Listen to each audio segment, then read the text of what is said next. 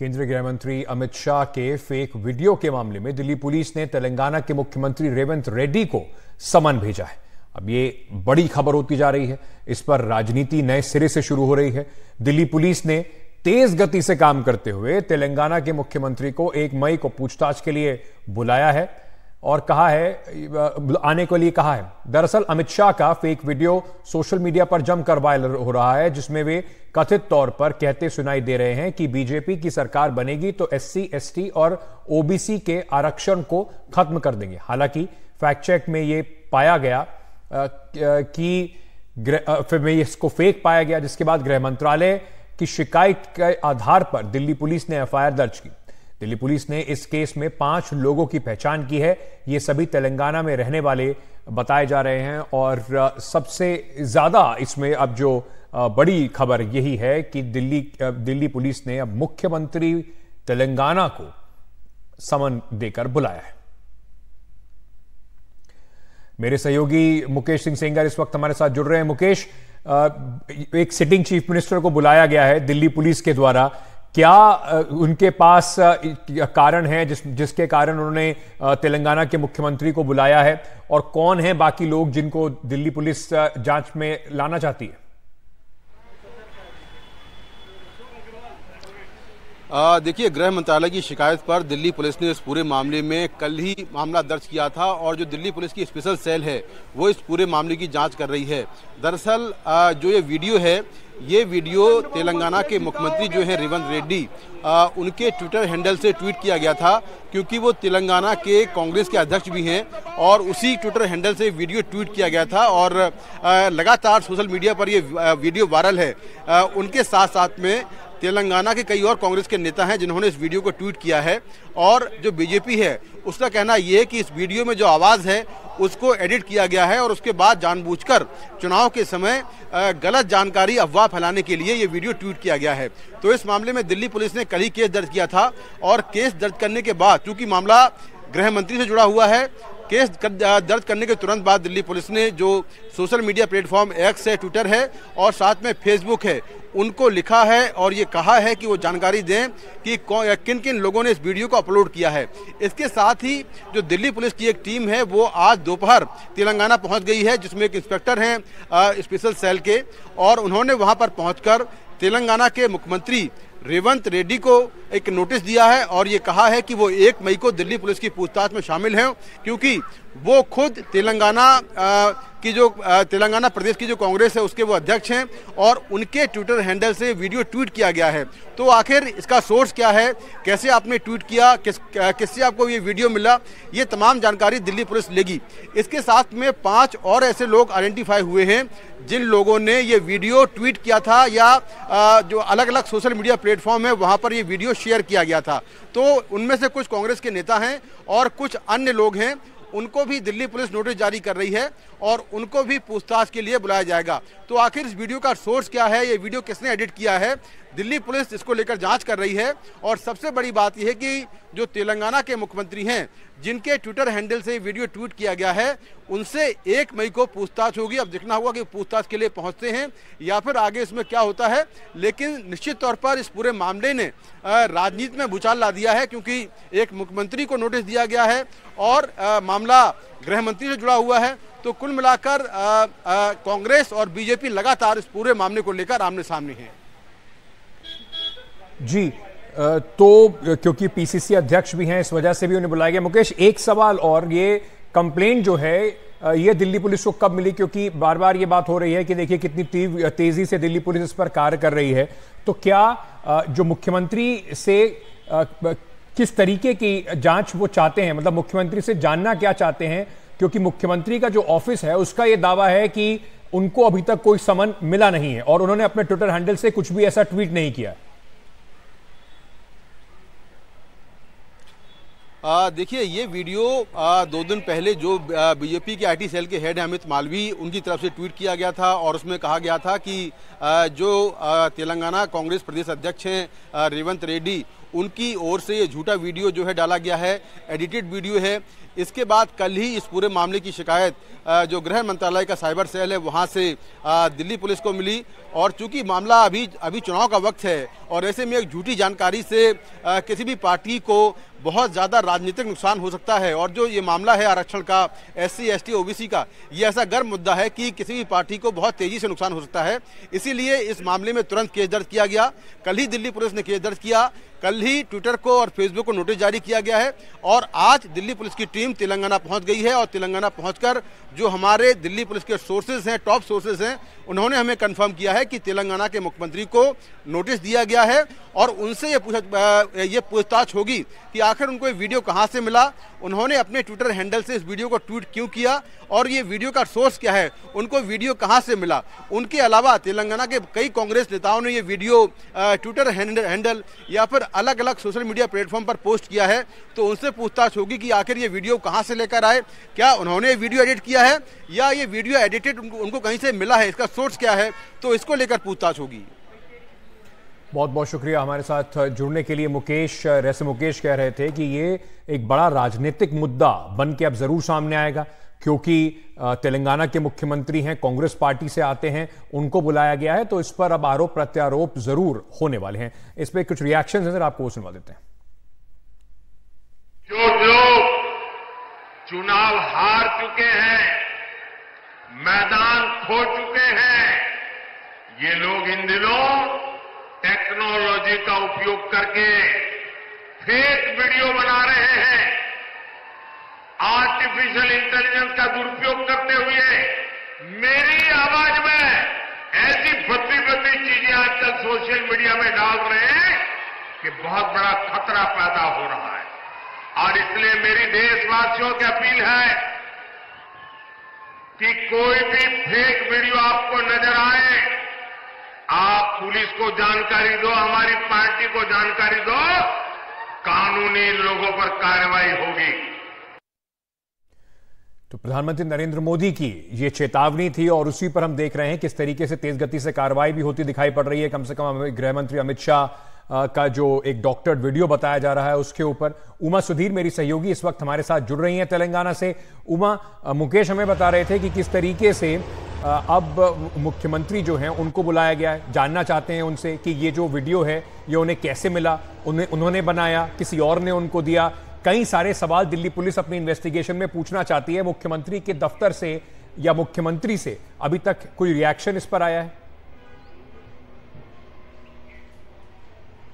मुख्यमंत्री के दफ्तर में मैंने बात की है और उन्होंने कहा है कि उनको अब तक दिल्ली पुलिस से कोई फॉर्मल समन्स नहीं मिला है, सिर्फ खबरें उनको मिल रही है कि उनको समन मिलने वाला है। 3 चीजें उन्होंने क्लैरिफाई की हैं। पहली बात उन्होंने ये कहा है कि न रेवंत रेड्डी के पर्सनल ट्विटर हैंडल या कोई और सोशल मीडिया हैंडल से, ना ही सीएमओ तेलंगाना के हैंडल से कुछ भी ऐसा ट्वीट या रीट्वीट हुआ है जो इस डॉक्टर्ड या फेक वीडियो से कोई ताल्लुक रखता है। यानी कि उनका कहना है कि उन्होंने ऐसा कोई इंफॉर्मेशन या वीडियो ट्वीट नहीं किया है या रीट्वीट नहीं किया है। दूसरी बात उनका यह भी कहना है कि जो रेवंत रेड्डी हैं, ऑफ कोर्स वो तेलंगाना प्रदेश कांग्रेस कमेटी के अध्यक्ष भी हैं, तो हो सकता है कि उसी पोस्ट के मद्देनजर उनको बुलाया जा रहा है। लेकिन मैंने कुछ कांग्रेस के सोशल मीडिया सर्कल्स में काम करने वाले कुछ लोगों से भी बात की। उनका कहना है कि शायद किसी और हैंडल से ये रीट्वीट हुई होगी और उनके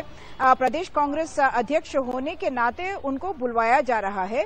एक और बात भी उन्होंने कही कि एक तरह से अगर आप देखें तो रेवंत रेड्डी एक स्टार कैंपेनर बन चुके हैं। हालांकि वो हिंदी उतनी अच्छी नहीं बोलते या इंग्लिश उतनी अच्छी नहीं बोलते, लेकिन उनको बहुत एक स्ट्रांग और इफेक्टिव प्रेजेंटर माना जाता है। तो एक तरह से समझा ये भी जा रहा है कि रेवंत रेड्डी को एक तरह से कंट्रोल करने की या रेन इन करने की एक उन पर बंदिश लगाने की एक कोशिश हो रही है कि उनको समन्स दिए गए हैं दिल्ली पुलिस के सामने आने के लिए इस वीडियो के कॉन्टेक्स्ट में। और आज स्टार कैंपेनर कांग्रेस के होने के नाते कर्नाटका गए हुए हैं रेवंत रेड्डी और हमें सीएमओ ने यह भी कहा है कि आज शाम को आकर वो इस समन्स का रिप्लाई देंगे। उमा महत्वपूर्ण जानकारी देते हुए इस वक्त, और जैसे हम बातचीत भी कर रहे थे कि ये बड़ा राजनीतिक मुद्दा अब होने वाला है। मुख्यमंत्री और जो जिन लोगों से उमा बात कर रही हैं कह रहे हैं कि उन्हें कहीं ना कहीं रोकने की कोशिश है। उमा, बहुत बहुत शुक्रिया हमारे साथ जुड़ने के लिए। अपने मेहमानों पर जाने से पहले आपको जरा एक बार बता दें कि डीप फेक वीडियोज को प्रधानमंत्री नरेंद्र मोदी ने भी उस पर कांग्रेस पर तीखा हमला बोला। कर्नाटक में उन्होंने, जिस हमने आपको बयान सुनवाया, किस तरीके से कहा कि इस पर कड़ी कार्रवाई होगी। इसका जो दुरुपयोग है ये एक बड़ी समस्या बनता जा रहा है। कुछ दिन पहले हमने कई सारे बॉलीवुड स्टार्स जो हैं, एक्टर जो हैं, उनके डीप फेक वीडियो देखे थे, और अब एआई का इस्तेमाल करके, डीप फेक का इस्तेमाल करके, वीडियोस को डॉक्टर करके ये एक बड़ी समस्या राजनीति में भी बनती जा रही है। क्योंकि जाहिर सी बात है, चुनाव है तो इसको लेकर हल्ला जो है वो ज्यादा हो रहा है, लेकिन एक तरीके से अगर देखा जाए तो समाज में एक बड़ी समस्या के तौर पर भी ये अब सामने खड़ा हो रहा है। इस पर चर्चा करने के लिए हमारे साथ इस वक्त पवन दुग्गल साहब जुड़ रहे हैं, साइबर सुरक्षा के विशेषज्ञ हैं। राहुल देव जी जुड़ रहे हैं, वरिष्ठ पत्रकार हैं। आप दोनों का बहुत बहुत स्वागत, शुक्रिया हमसे बात करने के लिए। मैं सबसे पहले जरा एक छोटा सवाल पवन दुग्गल जी आपसे लेना चाहता हूं, राहुल देव जी से समझूंगा विस्तार से इसकी राजनीति के ऊपर, लेकिन ये जो प्रधानमंत्री ने आज इस पर कहा कि बड़े कड़े शब्दों में कहा कि इस पर अब जबरदस्त कार्रवाई होगी, उनका निशाना राजनीतिक भी था, लेकिन कहीं ना कहीं अगर हम इसे देखें तो ये सिर्फ एक इस डॉक्टर्ड वीडियो की बात नहीं है। बहुत सारे ऐसे वीडियो, डीप फेक वीडियो, लोगों के चेहरे, उनकी आवाज, इस तरीके से एआई का इस्तेमाल राजनीति में और चुनावों में इन्फ्लुएंस करने के लिए हम लोग देख रहे हैं कि किया जा रहा है। तो क्या यह माना जाए सर कि यह बिल्कुल बात हाथ से निकल चुकी है, इसे रोकने का कोई तरीका नहीं है? क्या कर सकते हैं राजनीतिक दल? देखिए, अभी तो फिलहाल चुनाव जो चल रहा है उसमें संभावित तौर पर सबसे महत्वपूर्ण जो एलिमेंट होगा वो डीप फेक ही होगा, और इस करंट चुनाव में तो हम शायद कुछ अभी नहीं कर पाएंगे, लेकिन इस चुनाव से जो सीख निकल कर आएगी वो बहुत स्पष्ट हो पाएगी कि कहीं ना कहीं भारत को एक समर्पित कानून की आवश्यकता होगी जो विशेष तौर पर डीप फेक को एक घिनौना दंडनीय अपराध घोषित करे। जब तक आप डेटरेंट पनिशमेंट लेकर नहीं आएंगे तब तक इस तरह के दुरुपयोग आर्टिफिशियल इंटेलिजेंस के सामने आते रहेंगे। अभी तो फिलहाल ये काम सिर्फ राजनेताओं को टारगेट किया जा रहा है। कल इसका इस्तेमाल भारत की प्रभुता, अखंडता और सुरक्षा के संदर्भ में भी नकारात्मक रूप से प्रभावित करने की दिशा में होगा। तो जितनी जल्दी भारत समझ ले कि उसे डेडिकेटेड डीप फेक कानून बनाना है, अच्छा होगा। लेकिन फिलहाल अभी कोई पॉलिटिकल विल मुझे नजर नहीं आती। क्यों? क्योंकि लगभग हर ही पॉलिटिकल पार्टी, हर ही पॉलिटिकल स्टेक होल्डर कहीं ना कहीं इस टेक्नोलॉजी को एक्सपेरिमेंट फिलहाल कर रहा है। लेकिन अगर हमने इसको फिलहाल इस पर रोकथाम नहीं लगाई तो संभावित तौर पर बहुत लेट हो जाएगा। ऑलरेडी हमें तैयारी हो जानी चाहिए थी इस चुनाव के लिए, और काफी हद तक उम्मीदें भी थी कि इलेक्शन कमीशन ऑफ इंडिया स्पष्ट तौर पर कुछ स्पेसिफिक ठोस कदम उठाएगी, लेकिन हम वो कदम कानूनन दृष्टिकोण से नहीं उठा पाए इस चुनाव के दरमियान। हालांकि अब देखिए, केंद्रीय सरकार ने 2 एडवाइजरी जारी करी है, पहली मार्च 2024 की और 16 मार्च 2024 की, जो मिनिस्ट्री ऑफ इलेक्ट्रॉनिक्स आईटी के है, जो मुख्य तौर पर कहते हैं कि साहब कोशिश किया जाएगा कि साहब आप जो इलेक्शन प्रोसेस की इंटेग्रिटी को आप कोई दखल अंदाज ना करेंगे, लेकिन वो बहुत दूर है, अभी बहुत और काम करना बाकी है। राहुल देव जी, ये बड़ा एक राजनीति के तौर पर अगर देखा जाए तो एक परेशानी तो है ही, लेकिन जैसे दुग्गल साहब भी कह रहे हैं कि राजनीतिक पार्टियां इसका इस्तेमाल भी कर रही हैं। बीजेपी ने खुद प्रधानमंत्री के कई सारे भाषणों को एआई के जरिए बहुत सारी भाषाओं में डब करके लोगों तक प्रचार प्रसार का कोशिश की है, और गृहमंत्री अमित शाह क्योंकि इस वक्त इसके विक्टिम हैं, इस वजह से फिर चर्चा हो रही है। लेकिन ऐसा अगर देखा जाए तो शायद ही कोई राजनेता ऐसा हो जिसके डॉक्टर्ड वीडियो ना इस वक्त मार्केट में सर्कुलेट किए जा रहे हो। कई बार राजनेता खुद ये करते दिखाई पड़ते हैं। कितनी बड़ी आपको लगता है कि राजनीति के तौर पर जो प्रधानमंत्री ने अब जंग छेड़ने की बात कही है, दिल्ली पुलिस ने बुला लिया है तेलंगाना के मुख्यमंत्री को, ये आने वाले 3rd फेज से पहले कितना बड़ा मुद्दा बनने वाला है? देखिए, मुद्दा बनाने की कोशिश तो होगी ही और हो गई है, उसकी शुरुआत हो गई है, क्योंकि प्रधानमंत्री जी ने खुद ही इसको मुद्दा बना दिया है। और हम ये निश्चित रूप से जानते हैं और विश्वास कर सकते हैं कि अब हर भाषण में वो इसका उल्लेख करेंगे। और अभी तो चुनाव अभियान के बहुत सारे 1 महीने से अधिक समय बाकी है, तो अब जब प्रधानमंत्री जी ने ही मुद्दा बना दिया है तो फिर तो बन गया, अब इसमें किसी और के कुछ करने की जरूरत नहीं है। लेकिन इसके देखिए कई आयाम हैं, 1-2 बड़े महत्वपूर्ण आयामों पर पवन दुग्गल जी ने हमारा ध्यान खींचा है। ये ऐसी, देखिए, हर टेक्नोलॉजी की तरह ये दुधारी तलवार है आर्टिफिशियल इंटेलिजेंस। और जिसमें ये डीप फेक या कह लें कि जो रियलिटी, वर्चुअल रियलिटी और इन सब के जो नई टेक्नोलॉजीज आ रही हैं, ऐसी कौन सी बड़ी पार्टी है जो इसका इस्तेमाल नहीं कर रही? आपने खुद बताया। और सबसे ज्यादा इस्तेमाल तो बीजेपी स्वयं करती है नई सारी आधुनिक टेक्नोलॉजीज का। सबसे बड़ी सोशल मीडिया और सोशल, मैं कहूंगा कि सैनिकों की, सोशल मीडिया सैनिकों की सबसे बड़ी सेना बीजेपी के पास है। मैं उसके विस्तार में भी नहीं जाऊंगा, दिक्कत हो जाएगी। तो अब देखिए, केवल इसके जो निहितार्थ हैं, जो इसके संभावित परिणाम, वो केवल राजनीति तक सीमित नहीं रहने वाले। ये आर्थिक क्षेत्र लेकिन मैं आपसे ये पूछना चाहूंगा, जो उमा भी हमें बता रही थी कि कांग्रेस कहीं ना कहीं और जो रेवंत रेड्डी की टीम है उसको देखती है कि देखिए रेवंत रेड्डी को रोकने की कोशिश की जा रही है। शायद इस बात पे सभी की सहमति होगी कि किसी के लिए भी अगर उनका एक फेक वीडियो चल रहा है तो उस पे ऊपर एक्शन होना चाहिए। लेकिन क्या इसमें भी कहीं दोहरे मापदंड दिखते हैं? क्योंकि होम मिनिस्टर की बात हो रही है, क्योंकि बीजेपी के शीर्ष नेताओं की बात हो रही है, तो एक्शन तेज गति से दिखाई पड़ रहा है। प्रधानमंत्री ने कह दिया है तो वो जस्टिफाइड भी दिखाई पड़ रहा है कि देखिए कोई भी, प्रधानमंत्री ने कहा है किसी को बख्शा नहीं जाएगा।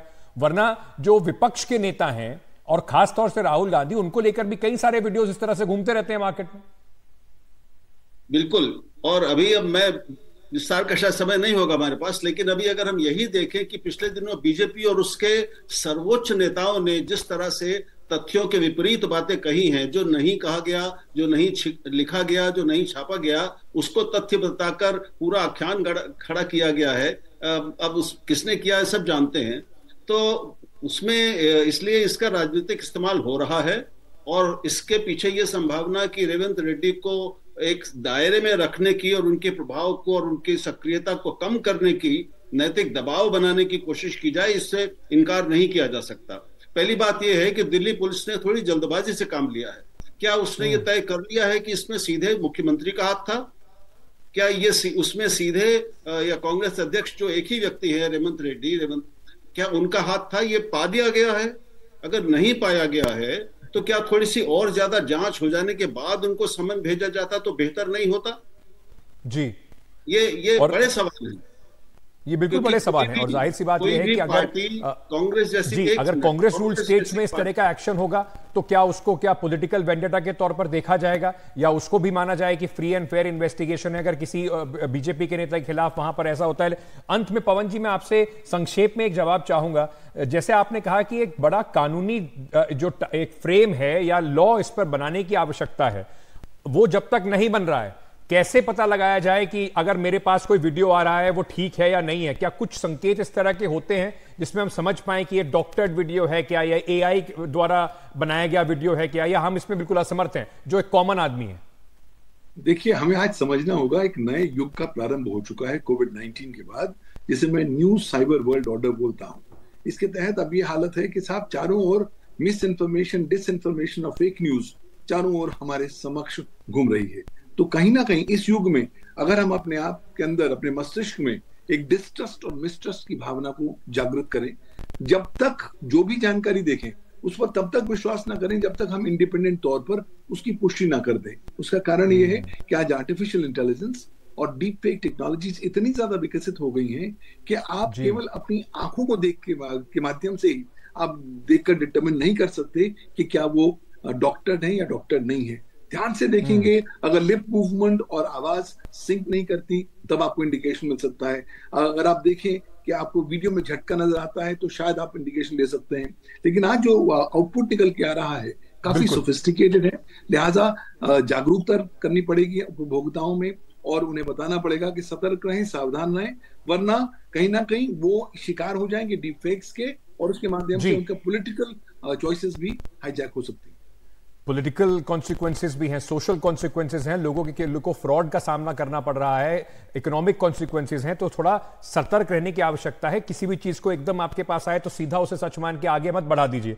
और जहां तक राजनीति की बात है, जैसे राहुल देव जी कह रहे थे, देखिए इसके राजनीतिक आयाम बहुत बड़े हैं, आरोप प्रत्यारोप तो लगेंगे, लेकिन दोनों तरफ से कम कोशिश ये करनी होगी सिर्फ अपना अपना फायदा ना देखकर इसके ऊपर एक पूरी सजग कैंपेन राजनीतिक पार्टियों को भी चलानी पड़ेगी। बहुत बहुत शुक्रिया आप दोनों का हमारे साथ जुड़ने के लिए।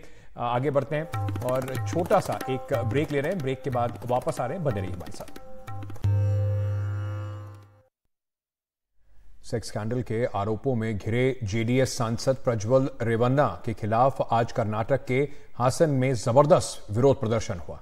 इसके साथ ही एक जेडीएस विधायक ने एचडी देवेगौड़ा के पोते प्रज्वल को पार्टी से निकालने की बात भी कही। उन्होंने कहा कि इन वीडियो और आरोपों से जेडीएस शर्मसार हो गई है। दरअसल सोशल मीडिया पर ऐसे कई अश्लील वीडियो तैर रहे हैं जो हासन के जेडीएस के लोकसभा उम्मीदवार प्रज्वल रेवन्ना पर सीधे सवाल खड़े कर रहे हैं। ये वीडियो कर्नाटक के लोकसभा चुनाव के दूसरे दौर से ठीक पहले सामने आए हैं। प्रज्वल रेवन्ना ने इन वीडियो को फर्जी बताया है और अब उनके जर्मनी चले जाने की खबरें आ रही हैं।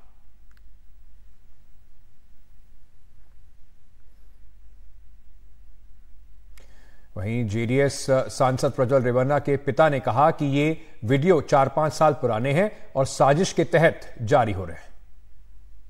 ಅದಕ್ಕೆಲ್ಲ ಹೆದರಿ ಓಡೋಗನಲ್ಲ ನಾನು, ಗೊತ್ತಾಯ್ತಾ ಸರ್? ಇಲ್ಲೇ ಇವಾಗ ಅದನ್ನ ಕಾನೂನು ರೀತಿ ಏನಿದೆ ಅದನ್ನ ಎದುರಿಸಕ್ಕೆ ಅವರು ಏನಿದೆ ಕಾನೂನು ರೀತಿ ಮಾಡಿ ಯಾವುದೋ 4 ವರ್ಷ 5 ವರ್ಷದ್ದು ತಗೊಂಬಂದು ಕೇಸ್ ಹಾಕೋದ್ರೆ ಯಾವ ತರ ಆಯ್ತು? ನಾನು ಅದ್ರ ಬಗ್ಗೆ ಏನು ರಿಯಾಕ್ಟ್ ಮಾಡಲ್ಲ.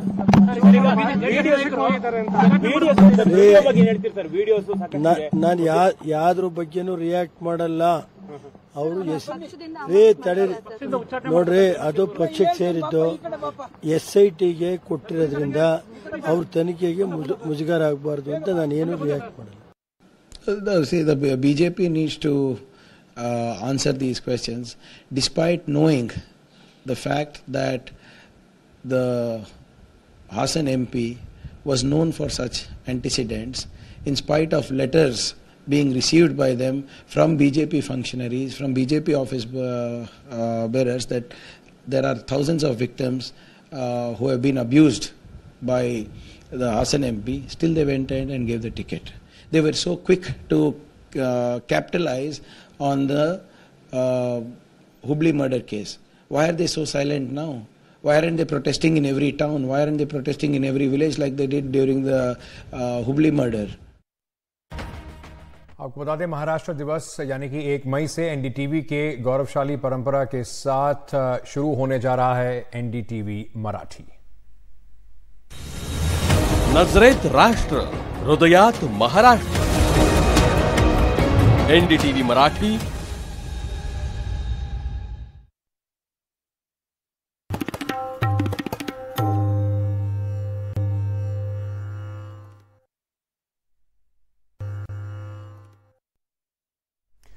पश्चिम बंगाल में शिक्षकों की भर्ती का मामला सीबीआई जांच पर सुप्रीम कोर्ट ने अब रोक लगा दी है। सुप्रीम कोर्ट ने कोलकाता हाई कोर्ट के उस फैसले जिसमें सरकारी अधिकारियों की जांच की भी बात की गई थी, उस पर रोक लगाई है। आपको बता दें, कोलकाता हाई कोर्ट ने 24,000 शिक्षकों की भर्ती पर रोक लगाई थी और इस मामले में अब ये जो सरकार है पश्चिम बंगाल की, वो सुप्रीम कोर्ट पहुंची थी। मुकेश सिंह सेंगर मेरे सहयोगी इस वक्त हमारे साथ जुड़ रहे हैं। मुकेश, किस तरीके से इस पूरे फैसले को देखा जा रहा है? पश्चिम बंगाल सरकार ने 24,000 शिक्षकों की जो नियुक्ति रद्द की गई थी उसको चैलेंज किया था। अगर देखें तो पश्चिम बंगाल सरकार के लिए एक बड़ी राहत की बात है, क्योंकि जो शिक्षक भर्ती घोटाला हुआ है उस मामले में सीबीआई की जांच के बेसिस पर ही कोलकाता हाई कोर्ट ने करीब 24,000 भर्तियां जो शिक्षक थे वहां की भी रद्द कर दी थी। तो फिलहाल जो सुप्रीम कोर्ट में पश्चिम बंगाल सरकार आई थी, पश्चिम बंगाल सरकार के आदेश पर ये जो सीबीआई जांच कर रही थी उस पर जो है सुप्रीम कोर्ट ने स्टे लगा दिया है। लेकिन क्योंकि जो सीबीआई है वो फिलहाल अभी जांच नहीं कर पाएगी। हालांकि इस मामले को लेकर सीबीआई दोबारा से सुप्रीम कोर्ट में अप्रोच कर सकती है, लेकिन जो सीबीआई इस पूरे मामले को लेकर जांच कर रही है उस जांच पर कोलकाता हाई कोर्ट ने रोक लगा दी है। जो सुप्रीम कोर्ट है उसने रोक लगा दी है और फिलहाल अभी इस मामले की सुनवाई आगे होगी। तो इस पर सीबीआई सुप्रीम कोर्ट जा सकती है, लेकिन इसका तत्काल प्रभाव क्या पड़ेगा? क्या वो जो 24,000 शिक्षक हैं उनको अभी बर्खास्तगी नहीं झेलनी पड़ेगी? देखिए, तत्काल प्रभाव ये पड़ेगा कि जो अधिकारी हैं शिक्षक, इसमें जी है वो मुख्य आरोपी हैं जो 2016 में शिक्षा मंत्री थे, उनके खिलाफ सीबीआई जांच कर रही थी और सीबीआई ने कई आरोपी गिरफ्तार किए थे। इसमें जो अर्पिता मुखर्जी हैं, जो कि दोस्त हैं पार्थ चटर्जी के, उनको अरेस्ट किया गया था। एजुकेशन डिपार्टमेंट के बहुत सारे अधिकारी अरेस्ट किए गए थे। जो ईडी है वो भी इस पूरे मामले की जांच कर रही थी।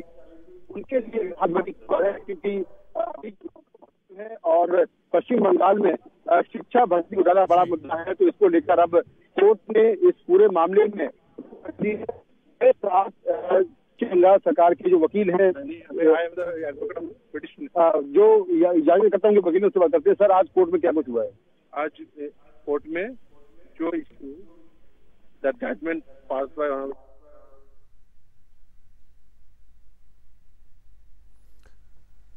मुकेश की जो लाइन जिससे मुकेश बात कर रहे थे, वकील से हमारी बात कराने की कोशिश कर रहे थे, वहां पर कुछ नेटवर्क का प्रॉब्लम है, इस वजह से उनसे बात नहीं हो पा रही है।